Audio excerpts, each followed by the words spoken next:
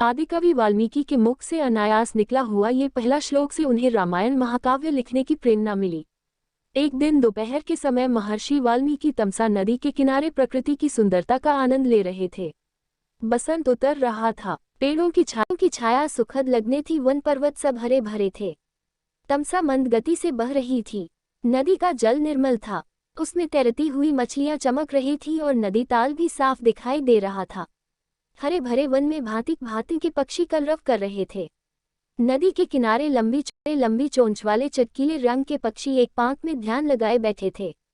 उनमें से कभी कोई तेजी से उड़ता और तीर की तरह पानी में चोंच डुबोकर कुछ पकड़कर ले जाता। नदी तट की शोभा को देखकर महर्षि वाल्मीकि के मन में अपार हर्ष था। सहसा उनके कान में क्रॉंच पक्षी की सुरीली ध्वनि पड़ी। आंख उठाई तो देखा क्रॉंच पक्षी का एक जोड़ा नदी तट पर कलोल कर रहा है।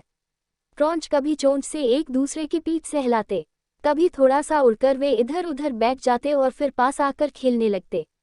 महर्षि वाल्मीकि को ये क्रॉंच बड़े प्यारे लग रहे थे। इतने में नर क्रॉंच को निषाद का तीर कहीं से आकर लगा और वह गिरकर छटपटाने लगा। पति की ये दशा देखकर क्रॉंच बड़े करुण स्वर में रोने लगी। क्रॉंच मिथुन की ये दशा देखकर ऋषि का हृदय करुणा से भर गया। वे शोक सागर में डूब गए। उनके हृदय की करुणा एक श्लोक में फूट पड़ी। हे निषाद, तू बहुत दिन तक प्रतिष्ठित न रह सकेगा, क्योंकि तूने क्रॉंच के जोड़े में से प्रेममग्न नर पक्षी को मार डाला है। बड़ी देर तक वाल्मीकि शोक के कारण बेसुध से रहे। जब वे स्थिरचित हुए तब अपने प्रिय शिष्य भरद्वाज से बोले, भरद्वाज, मेरे शोक पीड़ित हृदय से वीणा के लय में गाने योग्य 4 पदों और समान अक्षरों का ये वचन अनायास ही निकला है। मेरा मन कह रहा है कि अवश्य ही यह प्रसिद्ध होगा। भरद्वाज ने ये श्लोक कंठाग्र कर लिया और गुरु को सुनाया। इसे सुनकर वाल्मीकि बड़े प्रसन्न हुए। उन्होंने स्नान किया और वल्कल वस्त्र पहनकर शिष्य के साथ वे अपने आश्रम को चल दिए। मार्ग में भी वाल्मीकि मां निषाद गुनगुनाते चले जाते थे। उनका ध्यान श्लोक के अर्थ पर गया। अर्थबोध से उनका बड़ा दैख हुआ। वे सोचने लगे कि मैंने व्यर्थ ही निषाद को इतना कठोर शाप दे दिया। इसी चिंता में मग्न वे चले जा रहे थे कि उनको नारद जी की वाणी याद पड़ी। एक बार नारद जी से उन्होंने पूछा था, हे देवर्षि, मुझे किसी ऐसे पुरुष का नाम बताए जो गुणवान, बलवान और धर्मात्मा हो, जो सत्य पर दृढ़ रहता हो, अपने वचन का पक्का हो, सबका हित करने वाला हो, विद्वान हो और जिससे बढ़कर सुंदर कोई दूसरा न हो। नारद जी ने कहा था कि ऐसे एक ही पुरुष को मैं जानता हूँ। वे इक्ष्वाकु वंश के राजा दशरथ के पुत्र राम हैं। वे सब तरह से गुणवान और रूपवान हैं और जब क्रोध करते हैं तब डर के मारे देवता और दानव भी कांप उठते हैं। वाल्मीकि को ये सब बातें याद पड़ी और रामायण की जो कथा नारद जी ने संक्षेप में सुनाई थी वह भी उनको याद आई। यह याद आया कि देवर्षि देवलोक को आकाश मार्ग से किस अद्भुत गति से चले गए थे। जब महाराज रामचंद्र की कथा वे दोहराने लगे तो सहसा मां निषाद श्लोक का एक दूसरा अर्थ उनके मन में आया है। माधव रामचंद्र, तू अनेक वर्ष तक राज करेगा, क्योंकि तूने मंदोदरी रावण जोड़े में से कामपीड़ित रावण को मार डाला है।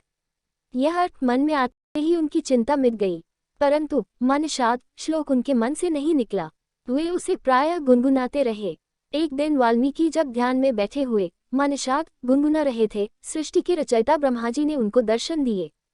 ब्रह्माजी बोले, ऋषिव, मेरी ही इच्छा से यह वाणी अनायास आपके मुंह से निकली है और श्लोक के रूप में इसलिए निकली है कि आप अनुष्टुप छंदा में महाराज रामचंद्र के संपूर्ण चरित्र का वर्णन कीजिए। श्रीराम की कथा संक्षेप में आप नारद जी ने सुन ही चुके हैं।